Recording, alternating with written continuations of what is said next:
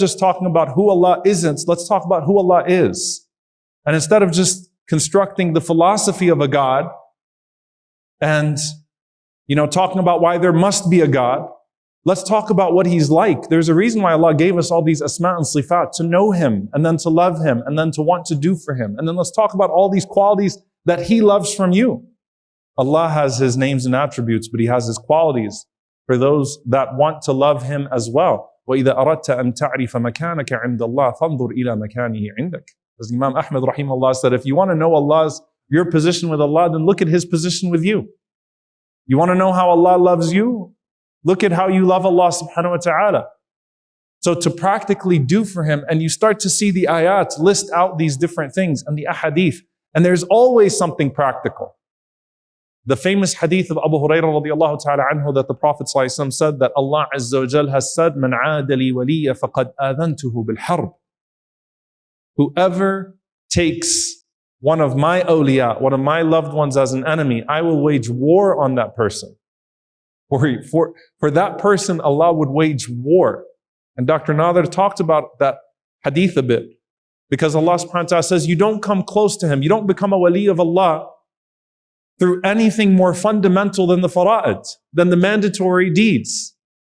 And there's the hadith of Jundub ibn Abdullah radiyallahu ta'ala anhu, subhanallah. Man salla as-subh fahuwa fi dhimmatillah. Whoever prays their fajr prayer is under the protection of Allah subhanahu wa ta'ala. And the Prophet ﷺ goes on to say, it's also an authentic hadith in Muslim Imam Ahmad, less known, but look at the implication.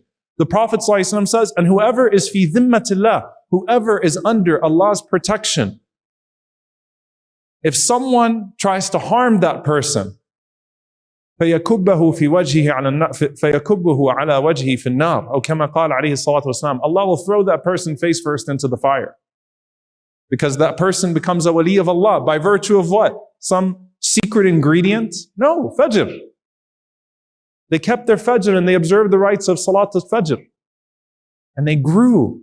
There's no greater comforter than Allah. There's no greater confidant than Allah subhanahu wa ta'ala. There is no greater protector than Allah subhanahu wa ta'ala. And to be loved by Him becomes such a great pursuit that it just minimizes everything else. To where you start to love for Him and hate for Him. You start to want for Him and not want for Him.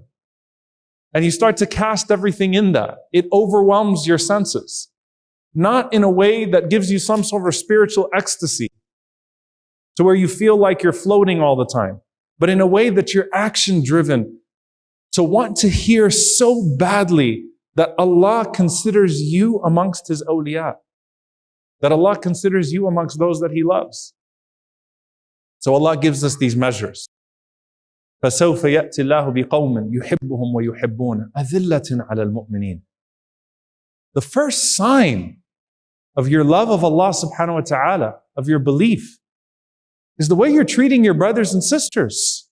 رُحَمَاءُ بَيْنَهُمْ. Merciful amongst themselves.